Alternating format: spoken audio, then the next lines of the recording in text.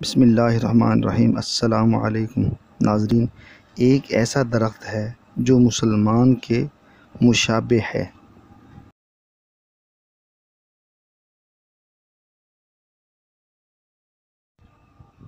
صحیح بخاری شریف میں ہے، حضرت عبداللہ بن عمر رضی اللہ تعالیٰ عنہ سے منقول ہے کہ حضور اقدس صلی اللہ علیہ وسلم کے پاس بیٹھے ہوئے تھے تو آپ صلی اللہ علیہ وسلم نے فرمایا،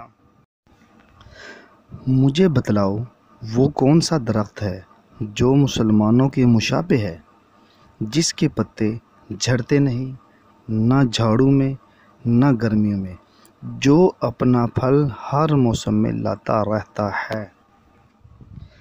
عبداللہ بن عمر رضی اللہ تعالیٰ عنہ فرماتے ہیں کہ میرے دل میں آیا کہ کہہ دوں کہ وہ درخت کھجور کا درخت ہے، لیکن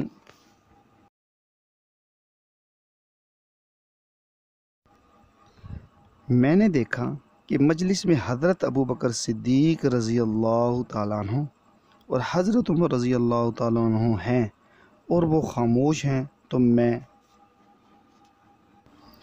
بھی چپ رہا۔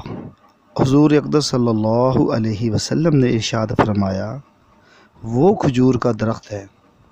جب یہاں سے اٹھ کر چلے تو میں نے اپنے والد حضرت عمر رضی اللہ تعالیٰ عنہ سے ذکر کیا۔ آپ صلی اللہ علیہ وسلم نے فرمایا، پیارے بچے، اگر تم یہ جواب دے دیتے تو مجھے تمام چیزوں کے مل جانے سے بھی زیادہ محبوب تھا۔ ابن کثیر جلد 3 صفحہ نمبر 66۔